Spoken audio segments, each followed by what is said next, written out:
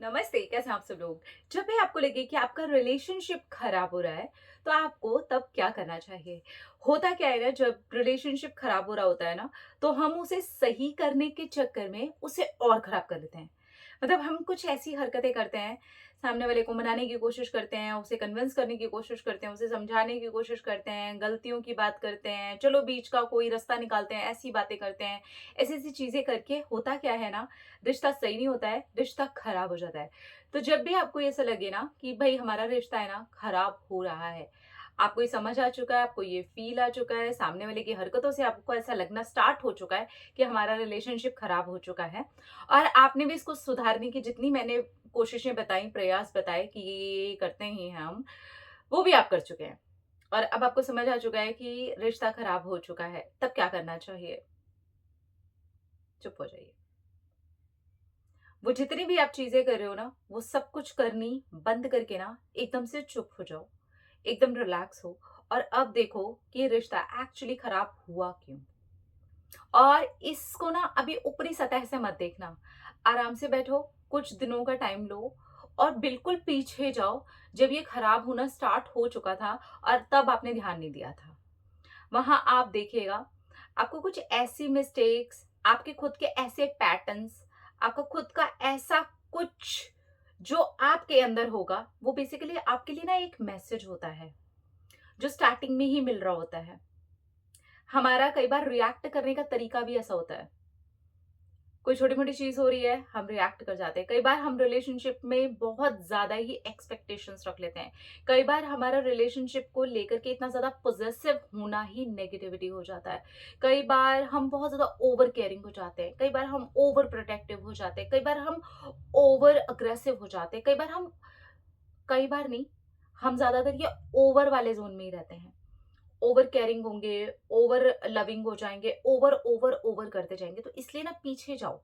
आपके रिलेशनशिप में जो शुरुआती स्टेज के बाद जो स्टेज आई, जहाँ पर आपका पहला लड़ाई-झगड़ा, मनमुटाव, कोई छोटी-मोटी बहस हो गई थी, वहाँ से चेक करना शुरू करो और इसके ना छोटे-छोटे पॉइंट्स लिख लो आप। ये आपकी पर्सनैलिटी के लिए भी बहुत अच्छा है और उसी इंसान से आपका रिश्ता अच्छा करने के लिए भी बहुत अच्छा है। ठीक है?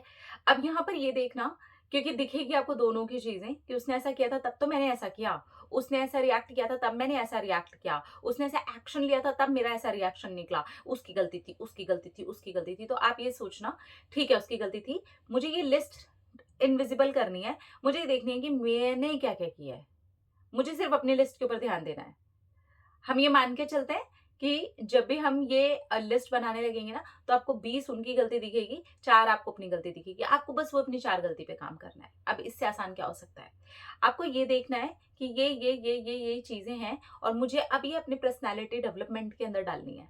क्योंकि ये चीज़ें ही हैं जहाँ पर एक ऐसे इंसान के साथ मेरा रिलेशन खराब हुआ है, जो प्यार से शुरू हुआ था, लेकिन वो धीरे-धीरे खराब हो गया। तो मुझे उसकी 20 कमियाँ अभी फ़िलहाल नहीं देखनी है। वो बाद में जब हमारा रिश्ता ठीक होगा तब हम उसको ठीक करेंगे, वो ठीक होगी। आप यहाँ से ठीक होके जाएँगे, आपकी एनर्जी ठीक होगी तो ऑब्वियसली वो कमियाँ भी उसकी दूर हो जाएँगी। आप खुद देखिएगा वो सारी चीज़ें उसको ठीक दिखेंगी। अब यहाँ पर ना प्लीज़ एक चीज़, जिस चीज़ के फ़ेवर में मैं कभी नहीं होती, मैं कभी नहीं होती, चाहे मैं मैनिफेस्टेशन की बात करूँ, चाहे मैं लॉ ऑफ अट्रैक्शन की बात करूँ, चाहे मैं आपके स्पेसिफिक पर्सन को मैनिफेस्ट करने की बात करूँ, अगर वो अब्यूज़िव है किसी भी प्रकार से, मेंटली, फिज़िकली, इमोशनली, आपको अब्यूज़ किया जाता है, ऐसे पार्टनर से जितनी ज़्यादा हो सके दूरी बनाइए।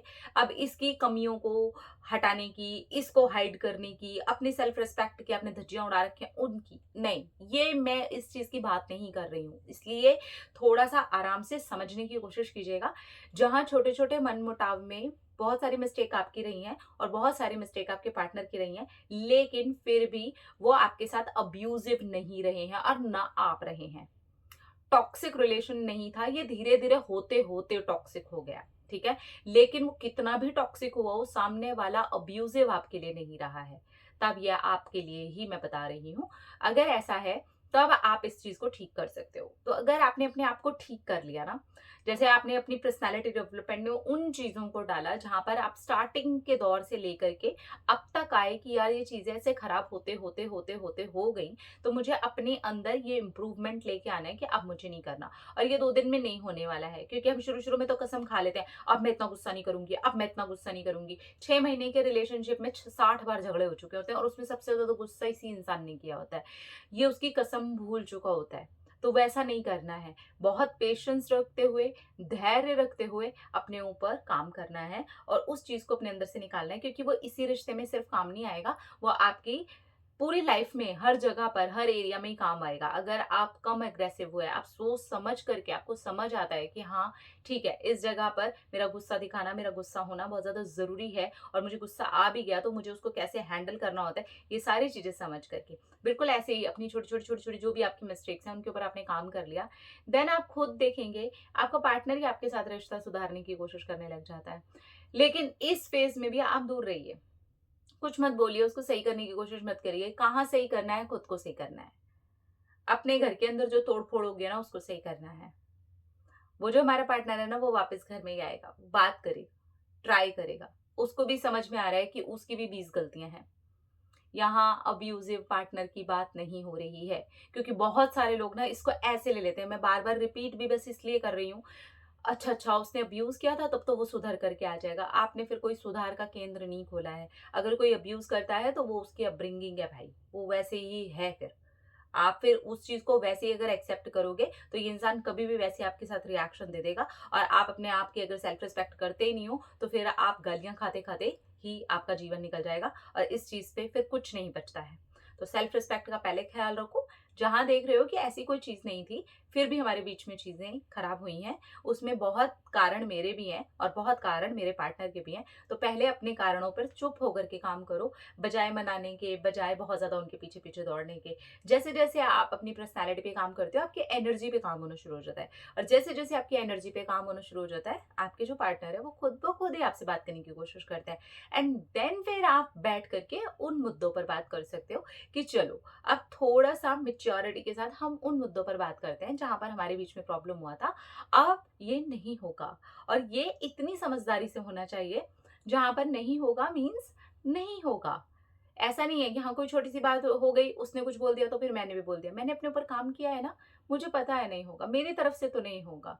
तो आप देखिएगा कि आपका रिलेशनशिप अगर खराब भी हो रहा होगा ना, तो धीरे-धीरे करके ठीक होना शुरू हो जाएगा। तो पहले ठीक आपका होना ज़रूरी है, हील आपका होना ज़रूरी है, अपनी कमियों को आपको दूर करना ज़रूरी है, ठीक है? अपना-अपना रखिए ख्याल, अपने आप से कीजिए ढेर सारा प्यार ताकि आप अट्रैक्ट करें ढेर सारा प्यार। I love you all. Tata.